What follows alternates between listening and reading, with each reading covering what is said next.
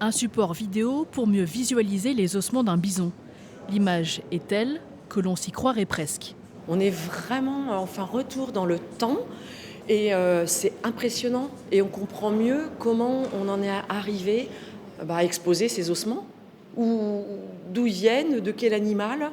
Franchement, je suis épatée, c'est formidable. Grâce aux nouvelles technologies, le musée d'Angoulême ambitionne d'être plus attractif et didactique. Nous présentons ici des pièces exceptionnelles.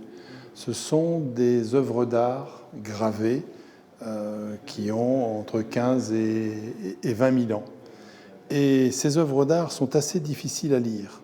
C'est pour ça que nous avons procédé à de la photogrammétrie qui permettent de scanner ces pièces et de souligner, comme sur ce bloc, ces traits gravés qui, vous voyez, sont d'une très grande maîtrise. Les visiteurs pourront s'appuyer sur des supports numériques, de la réalité virtuelle pour, entre autres, replonger à l'époque des dinosaures ou tout simplement naviguer sur la Charente au XIXe siècle dans un tableau de Gaston Boucard. 5 ans de travail et 1 millier d'images ont été nécessaires pour mener à bien ce projet.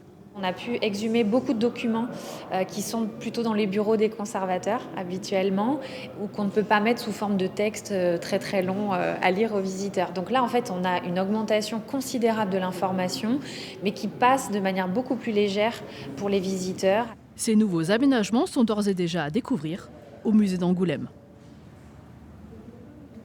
Avant de vous quitter, je vous rappelle l'actualité principale de cette édition. Julien Leguet, porte-parole du collectif Bassine Non Merci, a été placé sous contrôle judiciaire avec une interdiction de se rendre sur les communes de Sainte-Soline et Mosée-sur-le-Mignon jusqu'au 8 septembre prochain, date de son procès.